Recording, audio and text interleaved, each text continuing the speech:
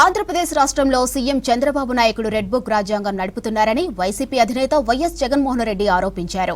ఏపీలో భయానక వాతావరణం నెలకొందన్నారు. చట్టాలు ప్రశ్నార్థకంగా మారాయన్నారు. అయితే గత ఏడాది నుంచి ప్రజలను అన్ని రకాలుగా ఇబ్బందులు గురిచేస్తున్నారని ఆరోపించారు. తాము లేవనెత్తిన ప్రతి అంశం ప్రజా శ్రేయస్సు కోసమేనని చెప్పారు. రాష్ట్రంలో ఎవరికి ఏ సమస్య వచ్చినా చంద్రబాబు దగ్గరికి వెళ్లడం లేదని, తమ పార్టీ నేతల వద్దకే వెళ్తున్నారని అన్నారు. మరో 3 ఏళ్లు ఆగితే ఏపీలో మరోసారి వైసీపీ ప్రభుత్వం ఏర్పడుతుందన్నారు వైఎస్ జగన్.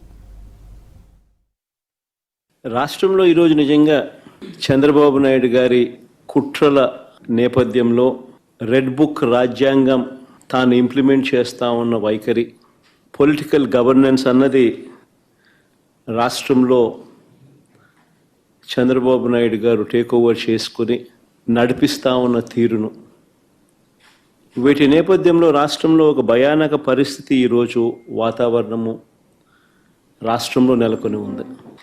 ఈ రాష్ట్రంలో ఈరోజు ప్రజాస్వామ్యం కానీ, చట్టం కానీ, రాజ్యాంగ మునగడ కానీ ఇవన్నీ కూడా ప్రశ్నార్థకంగా మారిన పరిస్థితులు ఈరోజు రాష్ట్రంలో కనిపిస్తూ ఉన్నాయి. రాష్ట్రంలో ఈరోజు ఉన్నది ఒకే ఒక ప్రతిపక్ష పార్టీ.